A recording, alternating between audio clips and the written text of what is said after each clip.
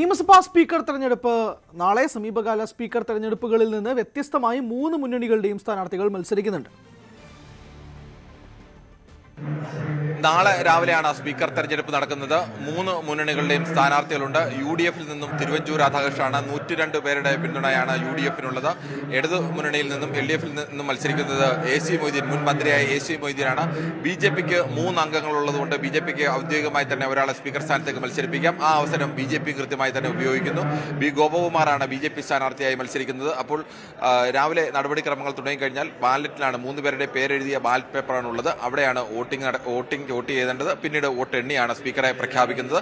Speaker തെരഞ്ഞെടുപ്പിൽ ഏതെങ്കിലും തരത്തിലുള്ള ഒരു അത്ഭുതമോ കൗതുകമോ ഒന്നും കാണേണ്ടതില്ല.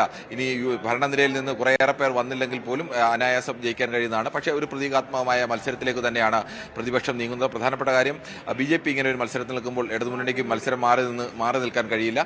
കാരണം ഭരണകക്ഷിയും UDF-ഉം BJP-യും തമ്മിലുള്ള ഒരു മത്സരമായി അത് ചിത്രീകരിക്കപ്പെടും. അതുകൊണ്ട് തന്നെ LDF-ഉം സ്ഥാനാർത്ഥിയെ നിർത്തുന്നു. ഈ 3 സ്ഥാനാർത്ഥികൾ തമ്മിലാണ്. ഈ തെരഞ്ഞെടുപ്പിൽ വിജയിച്ചു കഴിഞ്ഞാൽ തൊട്ടു പിന്നാലെ തന്നെ തിരുവഞ്ചൂർ രാധാകൃഷ്ണനെ സ്പീക്കർ കസേരയിലേക്ക് മുഖ്യമന്ത്രിയും പ്രതിപക്ഷ നേതാവും ചേർന്നാണ് ആനയിക്കുന്നത്.